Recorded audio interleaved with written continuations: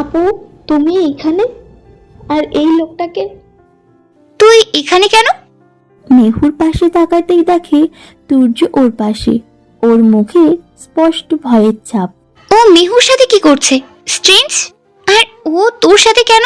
আপি, উনি আমার কে হয় তুমি জানো না? আব্বু আম্মু কিচ্ছু বলেনি তোমাকে? তুই কিসের কথা বলছিস একটু বলবি?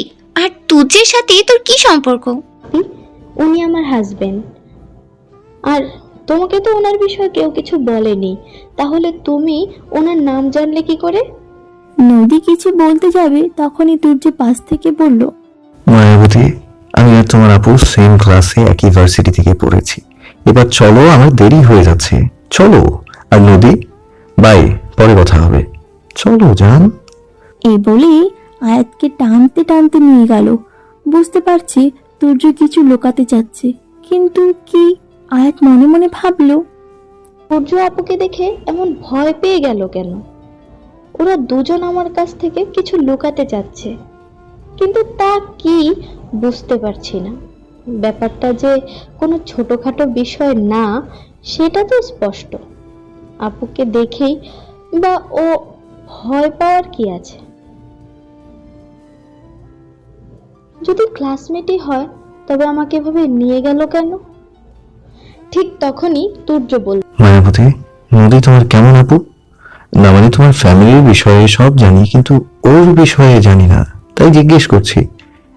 আসলে আপি যখন ভার্সিটিতে পড়তো তখন একটা ছেলের সাথে রিলেশনে ছিল, কিন্তু ওকে ভালোবাসতো শুধু টাকার জন্য। কিন্তু পরে ওই ছেলেকে ছেড়ে আরেকটা ছেলের সাথে সম্পর্কে জড়ায় যায়। তারপর কোনো একটা ঝামেলায় হয়, তাই চাচ্চু আপিকে দেশের বাইরে পাঠিয়ে দেয়। 2 বছর পর গত পরশুই ব্যাক করেছে। আচ্ছা, আপনি জানেন আপি আগে কোন ছেলের সাথে রিলেশনে ছিল? শুনেছি ছেলেটা নাকি আপিকে অনেক ভালোবাসতো। না, আমি জানি না কিছু। চলো। তুর্য এই বলে গাড়ি ড্রাইভ করে ওকে পৌঁছে দিল বাড়িতে। মায়াবতী, যাও, এসে গেছি। ওকে, বাই। আয়াত বলে চলে আসছিল, তখন তুর্য ডাক দিল, মায়াবতী, কালকে সকাল 10টায় তুমি আর নিশি দিয়া বাড়িতে এসো, আমি গাড়ি পাঠিয়ে দিব, কেমন? তুর্য বাই বলেই চলে গেল। ওর কাছে অদ্ভুত লাগলো, কারণ এতদিনে যতবারই আয়াতকে পৌঁছে দিয়েছে ততবারই তুর্যকে কপালে চুমু দিয়েছে। আয়াত বাধা দিলেও জোর করে দিয়েছে। আজকে আপিকে দেখার আর যখন জানলো ও আমার কাজিন হয় তখন থেকে কেমন যেন করছে। ও অড আচরণ করছে, কিছু কিছু তো একটা আছে যা উনি আমার থেকে লুকাতে চাচ্ছে, কিন্তু কি? এসব ভাবতে ভাবতে উপরে উঠে এলো আয়াত। তখনই বাবা বলল, মা, তোর সাথে একটা কথা ছিল সূর্যের ব্যাপারে। হ্যাঁ বাবা, বলো, কি বলবে? মা, আমি সূর্যের ব্যাপারে সব খবর নিয়েছি। আমরা যতটা খারাপ ভেবেছিলাম ততটা খারাপ নাও। ও গুন্ডামি করে ঠিকই, যারা গরিবদের উপর অন্যায় করে তাদের সাথে। আর ব্যাকগ্রাউন্ড ভালো, আর ওর বাবা খুবই ভালো একজন লোক, কিন্তু ওনাদের সাথে সূর্য কেন থাকে না সেটা জানতে পারিনি। আর হ্যাঁ, ও তোকে সত্যি ভালোবাসে। আমি প্রথমে ভেবেছিলাম ও তোকে ব্যবহার করছে, বাট আই ওয়াজ রং। মামনি, হি রিয়েলি লাভস ইউ। আমি নিশ্চিন্ত মা, তোকে আমার পরে কেউ ভালোবেসে আগলে রাখতে পারবে। তাই বলছিলাম কি মা, ওকে মেনে নিস, তোর অভিযোগ করার সুযোগ দিবে। আয়াত বাবাকে জড়িয়ে ধরে বলল, লাভ ইউ বাবা। লাভ ইউ টু মামনি। যাও, ফ্রেশ হয়ে এসো, আজকে আমি খাইয়ে দিব তোমাকে। এ বাবা, তুমি 5 মিনিট দাও, আমি 10 মিনিটে রেডি হয়ে আসছি। পাগলে একটা। সূর্য যেন এই পাগলিটাকে কোনো কষ্ট না দেয়। আমি যে ওর ভয়ঙ্কর অতীতটা জানি, আর কেন ও এভাবে তোমায় বিয়ে করেছে সেটাও জানি মা, কিন্তু সেটা তো তোমায় বলতে পারবো না মামনি, সেটা তুমি সহ্য করতে পারবে না। ওকে মেনে নিয়েছি, এই জন্যই ওর সাথে যা হয়েছে তাতে ওর কোনো দোষ ছিল না, ও শুধু পরিস্থিতির শিকার ছিল। এরপরে কি হবে আমি জানি না। আয়াতের বাবা বুক চিরে একটা দীর্ঘ নিঃশ্বাস বেরিয়ে এলো। রাতে শুয়ে শুয়ে গেমস খেলছে আয়াত। ঠিক তখনই নদী ওর রুমে এসে বলল, মেহুল, তোর সাথে ওর বিয়ে কিভাবে হলো বোন? আর ওর অতীতের ব্যাপারে তুই কতটুকু জানিস? ও বাজে ছেলে, ও চরিত্র খারাপ। আয়াত আপুকে ওদের বিয়ে কিভাবে হয়েছে সব খুলে বলল, সাথে বলল, আর হ্যাঁ আপু শোনো, ও কেমন বা ওর চরিত্র কেমন সেটা আমি তোমার কাছ থেকে জানবো না। তুমি নিজে যেমন অন্যকেও তেমনই ভাবো, এর থেকে বেশি তোমার কাছে কি আশা করা যায়? তোমার উত্তর পাওয়া হয়ে গেলে এখন আসতে পারো, আমি ঘুমাবো। আয়াতের দেওয়া দাঁত ভাঙা জবাবটা পছন্দ হলো না নদী। রাগী গজ গজ করতে করতে চলে গেল, দরজাটা খুব জোরে আটকিয়ে। এত বড় সাহস তোর মেহুল, আমাকে অপমান করিস? এর জবাব তো তোকে দেবই। আমি আর তোর তুর্যর প্রতি দরদ উতলে পড়ছে না? তোর মনকে যদি আমি বিষিয়ে না দিয়েছি ওর বিরুদ্ধে, তাহলে আমার নামও নদী নয়। সূর্য রাতে ব্যালকনি দিয়ে মেহুর রুমে এসে দেখে একদম বাচ্চাদের মতো করে অগোছালো হয়ে ঘুমোচ্ছে। কি নিষ্পাপ লাগছে, কি মায়া মুখটায়। এইখানে যদি সময়টা স্থির হতো, ইস, তাহলে কেউ ওদের মধ্যে আসতে পারতো না। ওর হাত ধরে ওকে ঠিক করে শুয়ে দিল তুর্য। ওর কপালে আলতো করে ভালোবাসা পরশ এঁকে দিল। মনে মনে বলে, মায়াবতী, আমার যে বড্ড ভয় করছে, খারাপ কিছু হতে চলেছে যে আমাদের সাথে। প্লিজ তুমি আমার ভুল বুঝে চলে যেও না, তাহলে যে আমার অস্তিত্বটাই শেষ করে দিব। আমি ভালোবাসি মায়াবতী, খুব বেশি ভালোবাসি। একটা চুমু দিয়ে যেভাবে এসেছিল ঠিক সেইভাবে বেরিয়ে গেল তুর্য। সকাল 9টায় নিশি এসে আয়াতকে ঘুম থেকে উঠিয়ে দিয়ে রেডি হতে পাঠালো। আজকে নিশি রেড লং 3 পিস পরেছে আর আয়াত পুরো ব্ল্যাক। দুজনেরই সাজার স্টাইল সেম, চুলগুলো মাঝে সিথি করে ছাড়া, কানে ঝুমকো, কপালে সাদা পাথরের টিপ আর ঠোঁটে নুড লিপস্টিক। দুজনে দুজনের দিকে তাকিয়ে বলল, তোকে আজকে ভীষণ মিষ্টি লাগছে, জিজু তো চোখই সরাতে পারবে না। আমি না হয় ওনার জন্য সাজলাম, তুমি কি জিহাদ ভাইয়ার জন্য সেজেছো বেবি? বাজে বকিস না, চল, লেট হয়ে গেছে। ওরা দিয়া বাড়িতে পৌঁছে দেখে তুর্য আর জাহিদ দুইজন আগে থেকে ওখানে বসে আছে। ওরা গিয়ে বসলো আয়াত তুর্যের পাশে আর নিশি তুর্যের অপর পাশে। তুর্য আয়াতকে দেখে আবার ওর প্রেমে পড়ে গেল। ওকে দেখে প্রত্যেকটা মুহূর্ত ওর প্রেমে পড়ে যায়। কি আছে এর মাঝে সত্যি তুর্যের জানা নেই। খুব মিষ্টি লাগছে তোমায়। কিছু বলল না আয়াত, মুচকি হাসলো। তখনই নিশি আর জাহিদ ঝগড়া শুরু হয়ে গেছে। ওই মিস ঝগড়ুটে এত আটা ময়দা কেন মেখেছো? শিক্ষিত, এগুলো মেকআপ বলে, ময়দা কি? তুর্য আয়াতকে বলল। তুমি ফোনটা একটু রাখো, আমি ওয়াশরুম থেকে আসছি। আয়াত ফোনটা নিয়ে দেখলো কোনো লক নেই, তাই গ্যালারিতে গিয়ে ছবি দেখছিল তুর্যর। কিছুক্ষণ পরে একটা ছবি দেখে ওর পায়ের নিচের মাটি সরে গেল। এটা কিভাবে সম্ভব? চোখ দুটো ঝাপসা হয়ে আসছে, এটা কিভাবে সম্ভব? তাহলে নদী আপির সাথে যেই ছেলের রিলেশন ছিল সেটা তুর্য, আর ও আমাকে বিয়ে করেছে শুধু প্রতিশোধ নেওয়ার জন্য? তাহলে ওনার চোখে যে ভালোবাসা, কেয়ার আমার জন্য দেখেছি সেটা অভিনয়? এরকমটা তো আমার সাথে না করলেও পারতো উনি। আমার মধ্যে যে ভালোবাসার একটা অনুভূতি জন্মেছিল সেটা এভাবে নষ্ট হয়ে যাবে ভাবতেই পারিনি। আর তুর্য এখনো আমাকে আপিকে ভালোবাসে, আপির স্মৃতি এখনো রেখে দিয়েছে। আর আমি কি বোকা, তুর্যের অভিনয়টা সত্যি ভেবে নিয়েছিলাম। আমি ওদের মধ্যে চলে এসেছি, তুর্য আমাকে শুধু ব্যবহার করলো। ছি, আমি কাউকে আমাকে ব্যবহার করতে দিব না। আমি চলে যাব, অনেক দূরে চলে যাব। কিছু সময়ের জন্য আপনাকে ভালোবেসে ফেলেছিলাম, সেটা না হয় আমার কাছেই থাক। আপনারা ভালো থাকবেন। এক্সামটা দিয়েই চলে যাব। আজই আমি অ্যাপ্লাই করব দেশের বাহিরের জন্য, আর এখানে থাকবো না। আমার তো খারাপ কেন লাগছে? আমাকে ধোঁকা দিয়েছে, যে আমাকে ধোঁকা দিয়েছে তার জন্য আর কষ্ট পাবো না। নিশি মেহুর দিকে তাকাতেই কেন জানি মনে হলো ওর কিছু একটা হয়েছে, এখনই কেঁদে দিবে, কিন্তু বুঝতে পারছে না কি হয়েছে। এটুকু সময়ের মধ্যে কি এমন হলো? মেহু জান, তুই ঠিক আছিস? ওর কথাই বুঝতে পারলো যে নিশু বুঝতে পারছে যে আয়াতের কিছু হয়েছে। ও মনে মনে বলল, ওকে এখন কিছু বলা যাবে না, পরে বলতে হবে, না হলে ও সিন ক্রিয়েট করবে। হ্যাঁ, আমি ঠিক আছি, একটু মাথা ব্যথা করছে। চিন্তা করিস না, ঠিক হয়ে যাব। I am fine, just enjoy yourself. তখনই তুর্য এলো। এই মুহূর্তে নিজেকে সবচেয়ে বেশি অসহায় লাগছে আয়াতের। তুর্য ভালোবাসার নাটক করলো, ভাবতেই নিজের প্রতি রাগ হচ্ছে যে এই মানুষটাকে ভালোবেসেছিল। I just hate you. Turjo আয়াতের দিকে তাকাতেই বুঝলো ওর মন খারাপ, কিন্তু কেন? ও যাওয়ার আগে তো ঠিকই ছিল।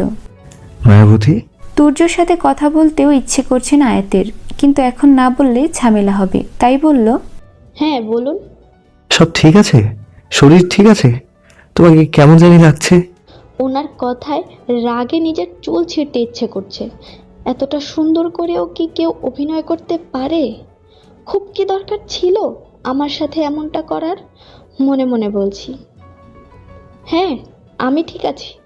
ওকে নিশু, এটা তোমার ট্রিট, সো তুমি তোমার পছন্দ মতো অর্ডার দাও। ভাইয়া, আমার আর মেহুর পছন্দ সেম, এই বলেই অর্ডার দিলাম। কিছুক্ষণ পরেই খাবার দিয়ে গেল, কিন্তু আয়াত কিছুই খেলো না, বলল ভালো লাগছে না খেতে। ও আর নিশি চলে আসলো, গাড়িও নিল না।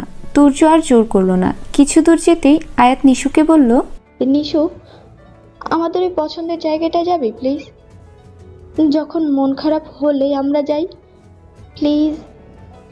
নিশি ওর মুখের দিকে তাকিয়েই বুঝলো বড় ধরনের কিছু একটা হয়েছে। ও কিছু বলতে চায় নিশিকে, তাই নিশিও আর মানা করলো না, বলল, ওকে চল।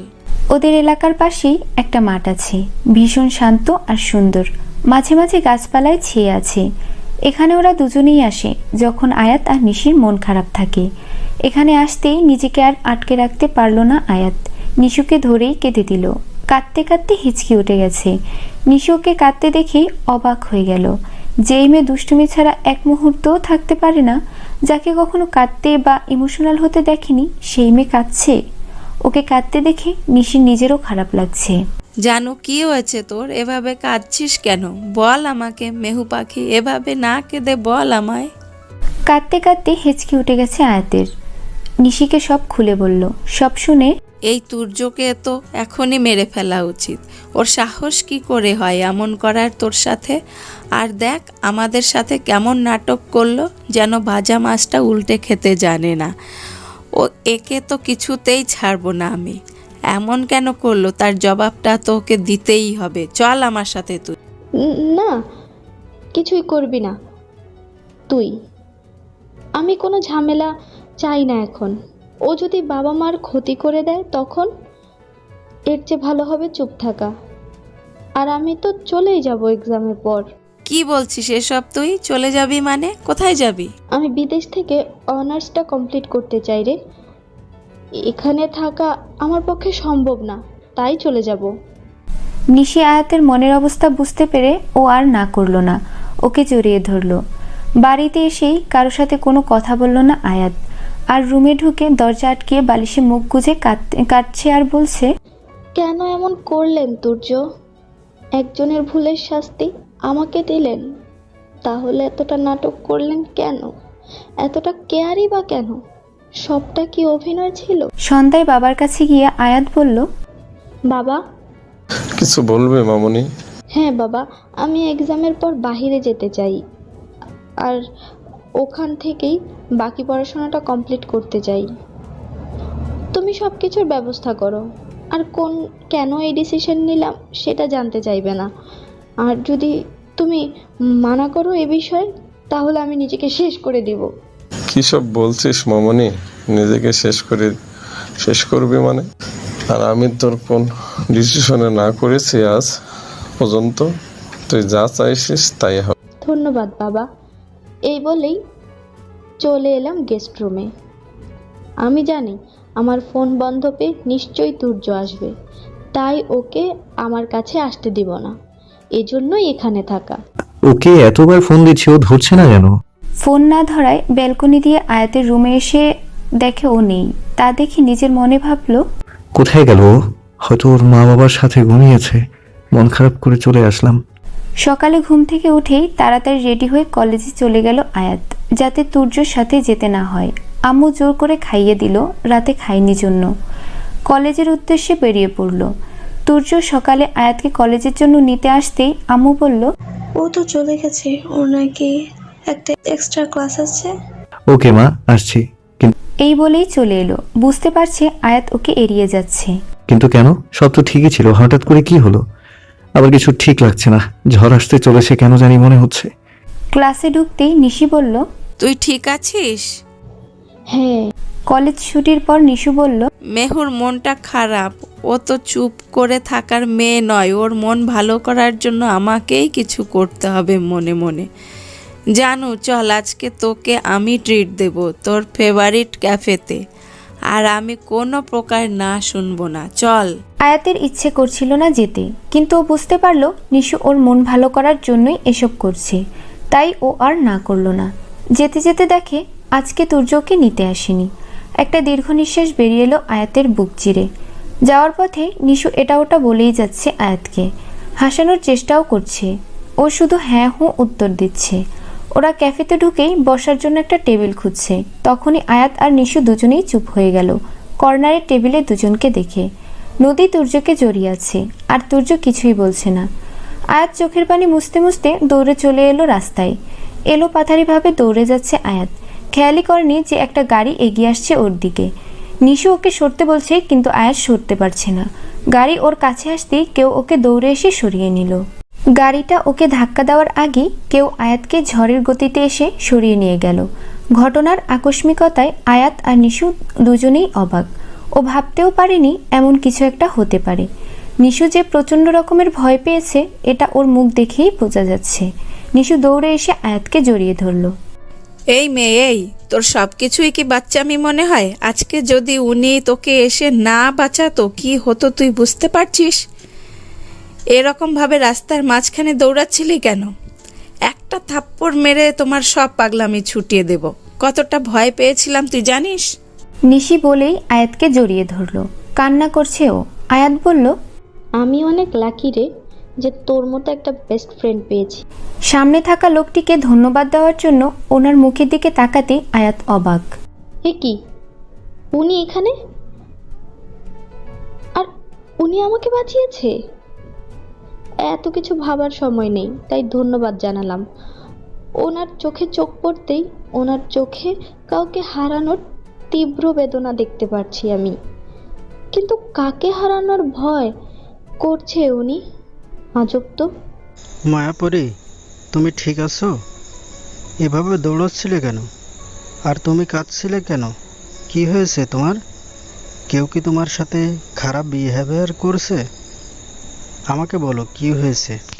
না, আমার কিছু হয়নি, এমনি কাঁদছিলাম। আর আমাকে বাঁচানোর জন্য ধন্যবাদ। এখন আমরা আসছি, আমাদের দেরি হয়ে যাচ্ছে। আসি, ভালো থাকবেন। Thanks again. বলেই চলে এলো আয়াত। নবীন এইখানে একটা সাইট দেখতে এসেছিল কনস্ট্রাকশনের জন্য। ফোনে কথা বলতে বলতে রোডের দিকে তাকাতেই দেখলো একটা মেয়ে দৌড়ে আসছে। তার অপর পাশ দিয়ে একটি গাড়ি দ্রুত এগিয়ে আসছে। ভালো করে খেয়াল করতেই দেখে মেয়েটা আর অন্য কেউ না, ওর মায়াপরি। এটা দেখেই নবীনের বুকের বাঁ পাশে চিনচিনে ব্যথা হচ্ছে। হয়তো ভালোবাসার মানুষটাকে হারানোর ভয়।